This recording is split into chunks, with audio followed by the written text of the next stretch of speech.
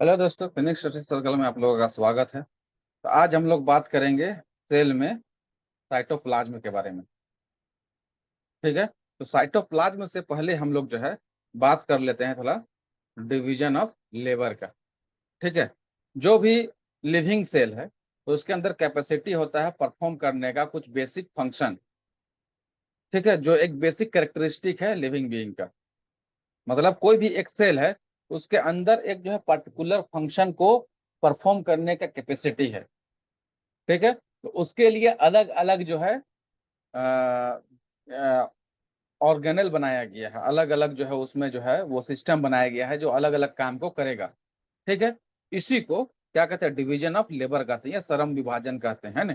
कोई भी ऑर्गेनिज्म है उसमें जो है उसका काम करने का जो है क्या है, उसका विभाजन किया गया है।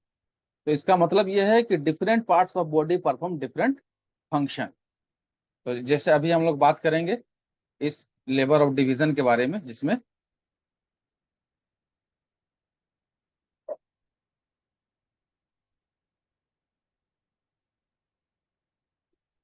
ठीक है, देखिए जैसे आप लोग को बताए थे यहाँ पर कि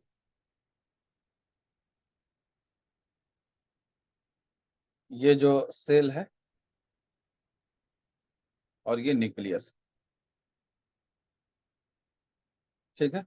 तो न्यूक्लियस और सेल मेम्ब्रेन, इन दोनों के बीच में जो पार्ट है ये वाला, इसी को हम लोग कहते हैं साइटोप्लाज्म। पहला बात, the space between nucleus and plasma membrane is known as cytoplasm. ठीक है। It contains so many cell organelle. Okay. जो सेल ऑर्गेनेल जो होता है वो सर्टेन और स्पेसिफिक फंक्शन को क्या करते हैं, अंजाम देता है। ठीक है। ये बेसिकली जो है एक फ्लूइड है यहाँ पर, जिसमें ये सारा चीज छोटा छोटा सेल ऑर्गेनेल जो है वो क्या होता है, तैरते रहता है। ठीक है। इस तरह से बहुत सारा सेल ऑर्गेनेल इसमें होगा।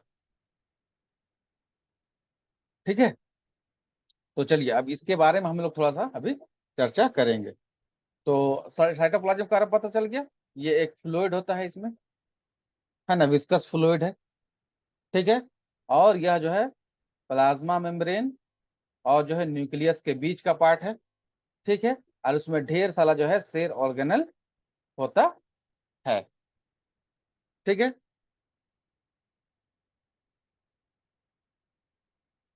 अब जिसमें जो सेल ऑर्गेनल होता है तो सेल ऑर्गेनल में क्या क्या होता है, जैसे जैसे होता है माइटोकॉन्ड्रिया। क्या होता है, माइटोकॉन्ड्रिया। और होता है क्लोरोप्लास्ट। और होता है राइबोसोम। ठीक है। और होता है यहाँ पर एंडोप्लाज्मिक रेटिकुलम। और यहाँ पर होता है गोल्जी बॉडी। ठीक है। और यहाँ पर होता है लाइसोसोम। और यहाँ पर होगा वैक्यूल्स। ठीक है। इस तरह से और भी बहुत सारा जो है आपको जो है इसमें सेल ऑर्गेनल देखने को मिलेगा। ठीक है।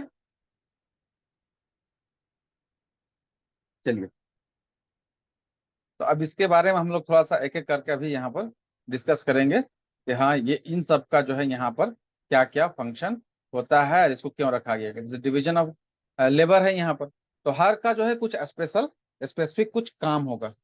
ठीक है। जो यहाँ पर आपको देखना है और पढ़ना है। ठीक है। तो चलिए हम लोग एक एक करके एक दो अभी यहाँ पर हम लोग डिस्कस करते हैं। ठीक है। जैसे देखिए यहाँ पर जो है सेल ऑर्गेनेल जो है, ठीक है, इसके बारे में बताया गया है कि यहाँ पर जो है बहुत सारा जो है सेल ऑर्गेनेल जो है होता है, जो स्पेसिफिक कंपोनेंट है जो कई तरह का कार्य इसमें करता है। ठीक है। और each cell perform specific function.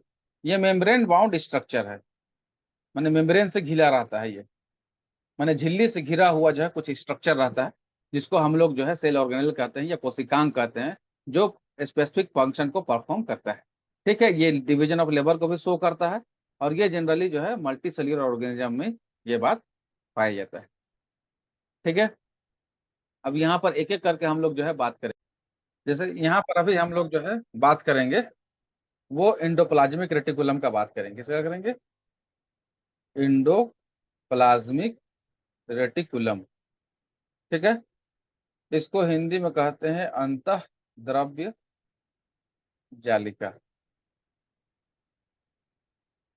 ठीक है, तो इसकी ये क्या है? ये large network of membrane bound tube and seats का है।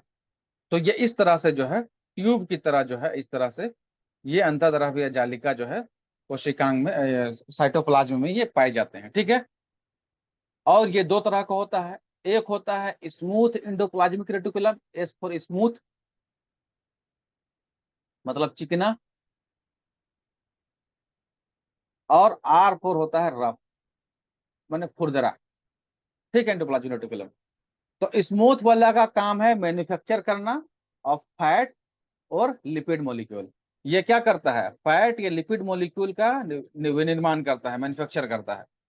और रफ एंडोप्लाज्मिक रेटिकुलम का बात है तो ये करता है, इसमें जो है इसके जो है ना सतह पर, ये जो सतह है यहाँ पर छोटा छोटा राइबोसोम लगा होता है। ठीक है, और इस राइबोसोम की वजह से इसका काम क्या होता है? प्रोटीन सिंथेसिस का काम इसका हो जाता है, मतलब प्रोटीन का संश्लेषण करना इसका मुख्य काम हो जाता है। तो अब देखिए, वैसे इन जनरल एंडोप्लाज्मिक रेटिकुलम का मुख्य कार्य क्या है? इसका मुख्य कार्य है ट्रांसपोर्ट का, मतलब मटेरियल, जो भी मटेरियल है यहाँ पर, उसको जो है ना ले जाना, लाना ले जाना। कहाँ पर? वेरियस रीजन ऑफ साइटोप्लाज्म और between the cytoplasm and the nucleus. तो साइटोप्लाज्म में जो कोशिका का खाली जगह है, यहाँ पर ये साइटोप्लाज्म है, तो यहाँ से यहाँ या यहाँ से यहाँ कहीं भी इसके अंदर में साइटोप्लाज्म में कहीं भी ट्रांसपोर्ट करना, और साइटोप्लाज्म से न्यूक्लियस के अंदर, और न्यूक्लियस से यहाँ, इसको लाने ले जाने का काम कौन करता है? ट्रांसपोर्ट करने का काम कौन करेगा? एंडोप्लाज्मिक रेटिकुलम करेगा। ठीक है, अब cytoplasmic framework providing a surface for some of the biochemical activities, है ना। इसका एक काम ये भी होता है detoxifying many poisons and drugs in liver. तो यह जो है लीवर में जो है, वो अगर जहर या कोई भी दवा है उसको डिटॉक्सिफाई करता है, मतलब उसको जो है अगर विषैला है तो उसको विषैलापन को समाप्त करता है।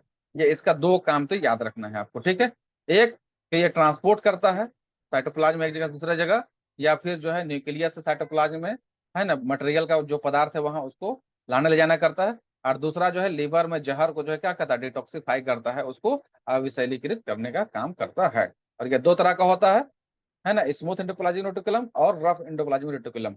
स्मूथ वाला का काम है वो फैट और लिपिड बनाना, और जो है रफ वाले का काम है प्रोटीन सिंथेसिस।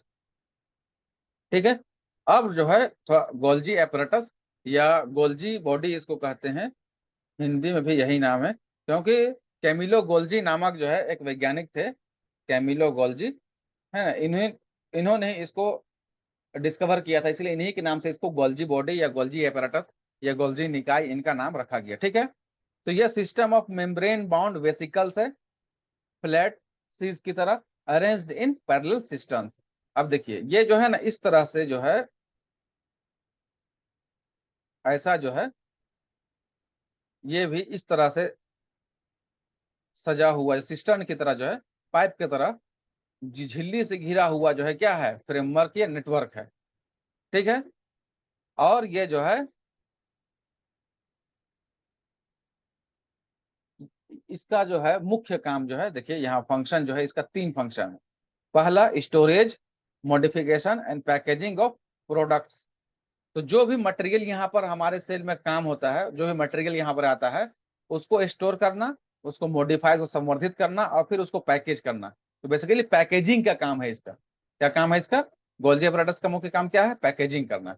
ठीक है, उसके बाद जो है इसका मुख्य कार्य है कि फॉर्मेशन ऑफ कॉम्प्लेक्स शुगर, जो कॉम्प्लेक्स शुगर है, जटिल शुगर है ना, शर्करा है, उसका जो है निर्माण करना इसका काम है। और तीसरा इसका काम है फॉर्मेशन ऑफ लाइसोसोम, लाइसोसोम का निर्माण करना भी इसका एक काम है। ठीक है, तो आज यहीं तक रखते हैं, बाकी वाला सेल ऑर्गेनेल जो है उसको बाद में करेंगे हम लोग। ठीक है, तो उम्मीद करते हैं कि आप वो वीडियो जो है अच्छा लगा होगा और आप इंजॉय किए होंगे। वीडियो को लाइक से सब्सक्राइब जरूर कीजिए। Thank you.